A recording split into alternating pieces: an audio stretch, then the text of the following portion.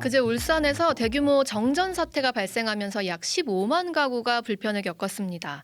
20여일 전에는 용인 에버랜드에서 정전으로 롤러코스터가 멈추는 사태가 발생하기도 했었죠.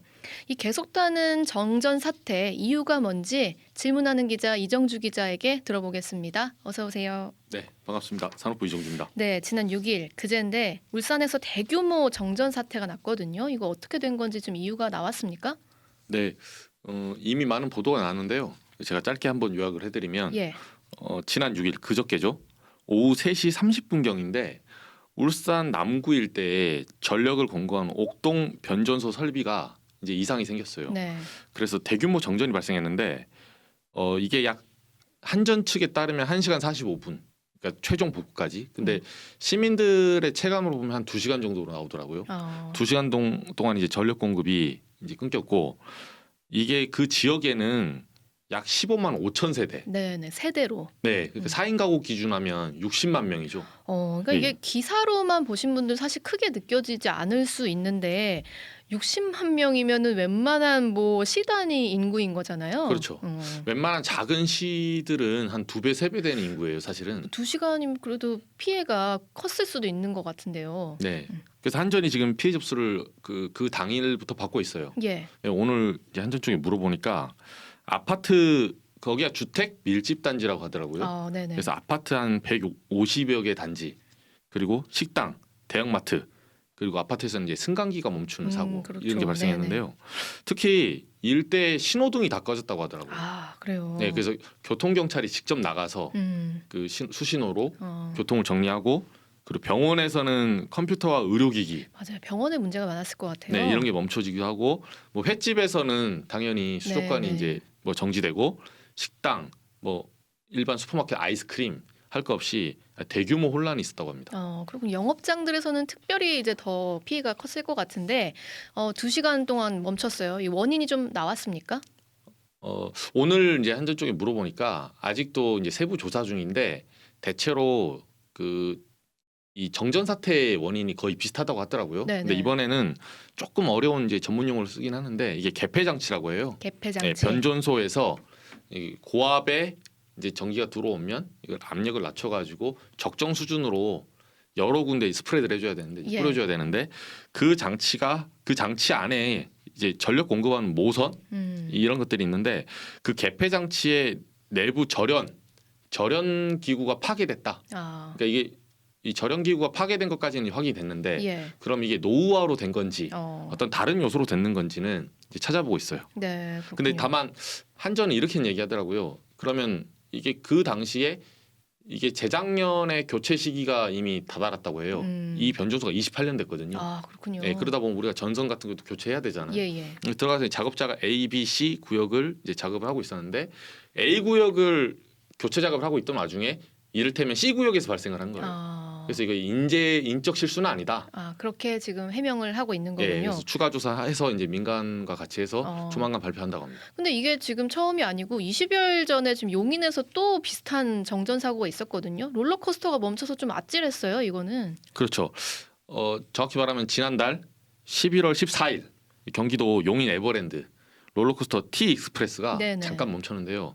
그때는 이번하고 좀 사례는 좀 다른 건데 그 전압 강화라고 전압이 일시적으로 살짝 떨어지는 거예요. 예. 0.05초 정도 떨어졌었는데 그 강화로 인해서 이 전력이 순간적으로 공급이 끊기다 보니까 롤러코스터 같은 경우는 지속적인 전압을 받아야 되는데 예. 그 사고로 인해서 잠깐 멈춘 거고 이거는 뭐 2시간 정도 이렇게 대규모 정전 사태는 아니었어요. 근데 요게 수도권에는 데이터 센터, 네네. 반도체 공장 이런 것들이 많기 때문에 만약에 그 울산 정도의 2시간 정전이 와버리면 우리 산업의 타격도 엄청나게 크다고 어마어마할 것 하더라고요. 같아요. 네. 근데 한전이 계속 어렵다는 얘기가 많이 나왔었는데 그러다 보니까 유지보수 비용을 좀 제대로 안 써서 이런 일이 연달아 발생하는 거 아닌가 하는 생각도 들거든요. 네, 일단 한전 측의 이제 설명을 들어보면 이 유지보수 시설 비용을 줄인 건 아니다. 네. 그것과는 무관하다. 이렇게 오늘 이제 해명을 받았습니다. 근데 다만 그 현재 한전이 총 부채가 200조. 그렇죠. 그리고 올해 이제 3분기까지 누적 적자가 45조예요. 예. 이게 이제 일반 분들은 감이 잘 안 오시는데 45조면 보통 한전이 그 우크라이나 사태 이전까지만 해도 정말 많은 적자를 낼 때 1년에 2조 정도 적자를 냈어요. 아, 어마어마한 차이네요. 예, 이게 창사 이래 최대 위기이기 때문에 지금 이 적자를 갚기까지도 거의 한 10년 이상 걸릴 수 있다는 이런 전망도 나오고 있거든요. 네. 그래서 대규모 이제 재무 구조 개선에 작업에 돌입했는데 지난 5월달에 그 송전망 건설 시기를 2026년까지로 이렇게 늦췄어요. 네네. 네, 그러면서 1조 3천억을 절감하겠다. 45조 적자인데 1조 3천억. 그렇죠. 네, 절감해서 근데 될까요? 일단은 여론의 질타가 있으니까 예. 이것저것 절감하는 비용은 모든 걸 다 써보겠다. 이렇게 했기 때문에 내부 분위기가 네네. 아무래도 우리가 뭐 자동차 같은 경우도 우리가 뭐 부동산 비싸게 사서 주담대 갚다 보면 이 차 바꿀 때가 됐는데도 타이어 쓸만하면 한 번 더 쓰고 그쵸, 뭐 그쵸. 일반인도 그렇게 생각할 수 있잖아요. 네네. 지금 사내 분위기가 좀 그렇게 형성이 돼 있다고 합니다. 근데 재발 방지를 하려면은 뭐 지금보다 좀 더 뭔가 투자하고 돈을 좀 많이 들여야 될 것 같은데 답은 좀 뻔할 것 같긴 합니다만 어떻게 해야 됩니까? 전문가들 말은 사실 나온 답인데요. 앵커님 말씀대로 전기요금을 올려야 돼요. 결국은 네. 네. 이렇게 말씀드리면 제가 몇 차례 이제 방송에 나와서도 한 점 편든다 뭐 이런 식으로 보는 사람도 있는데 예. 그게 아니라 그 원가주의라고 하죠. 우리가 지금 기름값 같은 경우 보면 보시겠지만 요새는 오펙에서 이제 감산 그 철수하고 경기 이제 불황 전망이 나오다 보니까 배럴당 90달러에서 최근에는 70달러까지 내려갔잖아요. 네네. 그게 주유소하고 이렇게 연동이 돼요. 시차는 좀 있을지라도 우리가 리터당 보시면 많이 오를 때는 2,100원, 네네. 어떨 때는 1,600원까지 내려가잖아요. 이렇게 오르락내리락하게 해줘야 되는데 전기요금도 그거에 맞춰서 그렇죠. 원가주의가 반영이 안 되다 보니까 네네. 정부가 최종 결정을 하다 보니까 역마진 구조. 지금 이 시간에도 전기를 사다 팔면 손해를 보고 있는 거예요. 적자는 커지고 있는 거죠. 그러니까 뭐 이 구조를 해결하지 않고서는 한전이 이제 적절하게 뭐 송배 전망에 투자하고 유지 보수 비용에 훨씬 더 많은 비용을 들이고 이거를 기대하기는 좀 어렵다 이런 말씀이시네요. 그렇죠. 근본적으로는 수익이 나와야 수리 비용도 나오니까요. 근데 적자가 지금 45조 원에 달합니다. 이런 지금 상황이고 뭐 지금 정전 사태 연달아 벌어지고 있는 이런 상황인데 이 와중에 이 주무부처인 산업부에 지금 좀 문제가 있단 말이죠. 네. 박문규 장관 차출설 지금 계속 군부를 지피고 있잖아요. 네. 또 물어보셨다면서요? 제가 질문하는 기자니까. 네,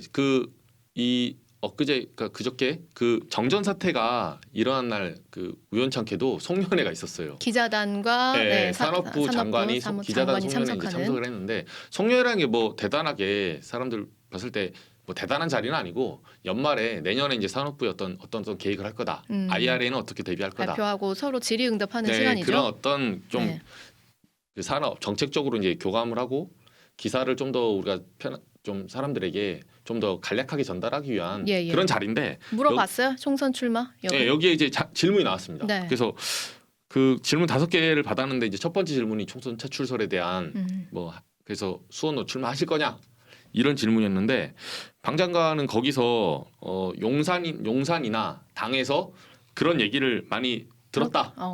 그러니까 용산 대통령실이나 당 국민의힘에서 장관을 그만두고 출마를 좀 해라 이런 얘기를 많이 들었다고 합니다. 아니 그럼 본인은 출마를 하고 싶답니까? 어쩌든 그것도 물어보셨나요?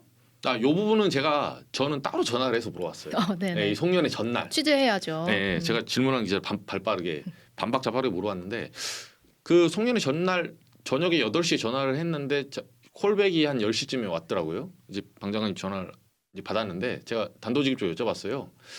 선거 출마는 어쨌든 99% 본인의 의사에 의해서 우리나라 헌법상 결정이 되는데 그래서 본인은 출마를 하고 싶으시냐 했더니 이제 대답은 뻔한 대답이 왔어요. 네, 현직 장관으로서 뭐 말씀드리기 어렵다. 아직까지는 답변을 좀 회피하는. 근데 저는 답변을 회피하는 모습도 사실은 좀 무책임하게 느껴지는데 왜냐하면 산업부의 산적한 문제가 정말 많고 또 이 장관직 맡은 지 너무 얼마 안 됐잖아요. 그렇죠.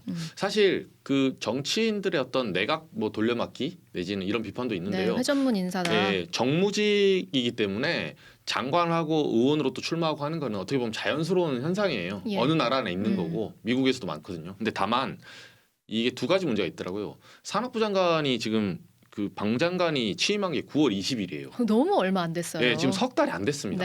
오늘 날짜로 봐도 2달 반 좀 지났거든요. 산업부 쪽에 물어보니까 2달 반 만에 지금 장관이 그만둔 사회가 처음이에요. 거의 처음 보는 것 같습니다. 그리고 이게 뭐 부패나 어떤 스캔들 때문에 나가는 게 아니잖아요. 여당의 그 총선 차출 그냥 수원에서 뭐라도 한번 해봐라. 네네. 이렇게 차출되는 게 처음입니다. 정말 뭐 비판을 뭐 받지 않을래야 받지 않을 수 없는 상황인 것 같습니다. 네, 그리고 앵커님 말씀하신 대로 현 정부가 그게 어떤 방향이 옳든 그르든 간에 예. 판단은 이제 각자 국민들이 하는 건데 전임 정부의 문재인 정부의 탈원전 정책이 현재 에너지 정책을 망가뜨렸다고 비판하면서 네네. 국정 과제에 원전 육성 정책을 넣었잖아요. 예. 근데 지금 이 육성 정책 중에 가장 중요한 파트는 SMR 예산이 통과가 안 됐어요. 소형 원전. 네, 네. 전액 삭감됐습니다. 그런 상황에서 장관은 또 곧바로 바꾸겠다. 주무부처가 자리를 비우는 거죠. 그리고 아. 요소수 최근에 터진 전기요금 현안들이 엄청 많거든요. 비난 다 감수하더라도 총선 이겨야겠다. 이런 의도가 보인다는 거죠. 네. 여기까지 듣겠습니다. 이정주 기자였습니다.